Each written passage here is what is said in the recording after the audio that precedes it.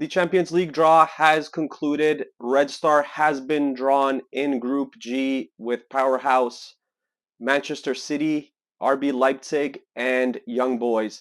Uh, just to kind of first reactions, from pot A or the best pot, you draw the best team pretty much, and the current champions with, in my opinion, honestly, probably the best footballer in the world right now, Erling Haaland. An excellent team.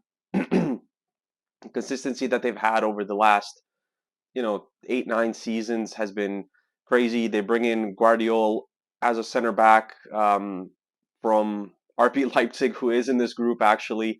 Um, so they just solidified, their back line for the next 10 years. We'll see what happens with the Kevin De Bruyne injury, but I mean, you still got Jack Grealish, Julian Alvarez, Rodri, who I think is, in my opinion, the most important player on the team.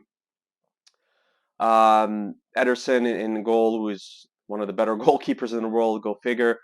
Pep Guardiola, who is probably the best manager in the world. So it all goes hand in hand. And like I just said, the best team in the world, uh, who have had really good results, and they got over the hump last season, winning the Champions League, winning the Premier League after being down, 8 points to Arsenal with, I guess, 7, 8 matches to go, and still being able to win that. So mentally, excuse me, staying strong to, come back from the deficit and end up winning was huge for them. And I think winning the Champions League, finally accomplishing that after season and season, losing in the semis, in the finals, quarterfinals, wherever the case may be, they completely got over the hump and they ended up winning that as well. So I think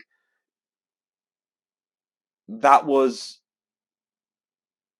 the one trophy that they kind of had missing in their cabinet, the Champions League. And then that's something that I've been saying for 6, 7 years now, that they have to win that to be on that level of, the Real Madrids, the Barcelonas, and teams like that. So obviously you draw the toughest team, in my opinion, in this entire tournament. I think there was only, in my honest opinion, there was two teams that you, if you wanted an easier group, there's two teams that you really wanted to avoid from Pot A, in my opinion. And that was Manchester City and Bayern Munich. I think those two teams are kind of above the rest. I'm not saying that teams like Real Madrid aren't good enough, the Barcelonas, whatever the case may be. I'm not saying that they're not good enough, but I think those are the two teams that are kind of head and shoulders above everyone else as of right now, in my honest opinion. Um, and then you end up drawing one of them, which is obviously going to be a great test for us. I can't wait for Manchester City to come to Belgrade, and we get to play the best team in the world, and then obviously going away to Manchester City. Anything that we can get out of those two matches is going to be a bonus for us. But I really do look forward to it, and I'm someone who, I don't look for the easy way out in Champions League groups. I always want the toughest group. I want this to be kind of a measuring stick to see how good the team is. And I always say, the better the group, the better for me, because I enjoy watching some of these big teams play us. So I always want like the toughest group. So my dream group at the start was like Bayern and whoever you had, Real Madrid, doesn't matter, in the other group. So in the other pots. So I'm looking forward to seeing Manchester City come to Belgrade and obviously playing away at City. RB Leipzig, I think if you take a look at the last 5, 6 seasons in the Bundesliga, I think that they've been the second most consistent team behind Bayern Munich, and I understand that Borussia Dortmund is right there as well. But I think that in terms of, I love their team because they give young players a chance. So there's probably right now there's probably two teams in the world. There's a lot more than two, but the two teams that I would point out, if you're a young player and you're looking to get playing time, there's these two teams kind of stick out to me in terms of developing young players and then eventually selling them off and making a big profit. So Leipzig and I think Brighton in the last year or two for me have been the two teams, where you're going to get a real chance to play, and they're going to give young players a real opportunity to show what they're about. And if you take a look at Leipzig's transfers, even this last year, like Sobolazai to Liverpool and Kunku to Chelsea, although he's injured now, unfortunately. Uh, Josko Guardiola, I just mentioned, to Manchester City. They made a lot of and those are just transfers in this window. If you go back, you got like Naby Keita, you got Timo Werner, you got all these guys who came up through their system. They brought in Dani Olmo from Dinamo Zagreb for a huge fee. So the team is excellent, I think. And Marco Rose is someone that we're familiar with. He was the manager of um, Salzburg when we ended up going to the Champions League, I guess 5, 6 years ago now. So he was the manager there. So we kind of get to play him again. He's a really good manager, and like I said, Upamecano is another player that they sold to Bayern Munich. So Canute, I guess to Liverpool. So like, I mean, they just bring in young players, they develop them. They just got Javi Simons as well. I mean, the team is just full of young, really good players. They brought Timo Werner, I guess, back now from Chelsea as well. So the team is stacked with young players, and they make it work, and they play really well. And like I said, apart from Bayern Munich, I think maybe the second most consistent team in the Bundesliga. I get to watch some of their matches here in Canada. We do broadcast the German League Bundesliga here, so I do, from time to time I do get to watch some of their matches. Very offensive team. So obviously, when you're very offensive, you kind of leave your backline exposed. So hopefully, that's something that we can take advantage of. And in terms of this match, if we have any chance of going through to the knockout stages of the Champions League, we have to get something from one of these matches against Leipzig. Like we have to be able to uh, win the match at home. You have to, I think, because Manchester City, we're not going to get much from that. And then Young Boys, we're going to have to probably win both matches against them as well.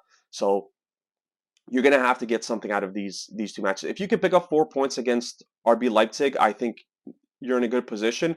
But you have to get at least 3 points for one of the two matches where you play RB Leipzig. And like I said, just a really good team, and from one of the top five leagues in the world in Europe. So, I mean, it's going to be a tough task, 100%. And I think the goalkeeping situation. I know the goalkeeper's still out due to injury. We'll see what happens with that, but I think that's another area that they might have a little weakness in. And like I said, outstanding, excuse me, outstanding offensive players, which leaves them a little bit exposed at the back, which is hopefully something that we can take advantage of, and that's where we're going to look for our chances. And Young Boys, the team out of the fourth pot, played them in. Let me just check here. I think it was 1920. Yeah, 2019-20. We played them in qualifying for the Champions League, where we ended up beating them, and we went on to the group stage in the Champions League. I think that's when we had Bayern Munich, Tottenham, and Olympiacos. I want to say in our group, and we did finish last. So we're kind of familiar with Young Boys in that sense. I actually looked at the roster just by coincidence a few weeks ago, and they still have some of the same guys on the squad that they had, I guess, four seasons ago now. So these are gonna that's gonna be the match where you're gonna have to probably get all 6 points if you have any chance of advancing to the knockout stages. Uh, in order to go on to Europa League, you're gonna have to win one match against Young Boys. You're gonna have to take another point away, let's say, and then you're gonna still have to beat Leipzig. So you're gonna need probably 7, 8 points to get to Europa League. This is, I think, the Young Boys matches where you look at and you want to get all 6 points. I think that's going to be uh, the goal here, especially if you, like I said, if you want to advance to the knockout stages of Champions League, you're going to have to get all 6 points against Young Boys. It's not going to be easy, by no stretch of the imagination. Is it going to be easy? I think that there were tougher groups or tougher teams in this pot four, but still, I mean, you still have to go out and perform and get the victory. So yeah, overall, I think if you wanted a tough group, I think you got that. I think it's honestly somewhere in the middle. Like I really can't. Manchester City again, the best team I think in football right now. RB Leipzig. There's a couple teams in pot B that you probably in the second pot that you would take over them if you want a little bit of an easier group. But they're still a very good team. And then Young boys, obviously, in that pot four, and anything goes. There's still very, very good teams in pot four, like a team like Newcastle is in pot four, um, which obviously we couldn't draw them because of we have Manchester City already in our group. But I mean, just a really good group. It should be very entertaining. Any fans of the clubs that we're in, if you want to leave your comments below, let me know. Let me know what you think of the group. Tough, hard, about right. Would love to know in the comments below. So, would love to hear from you guys.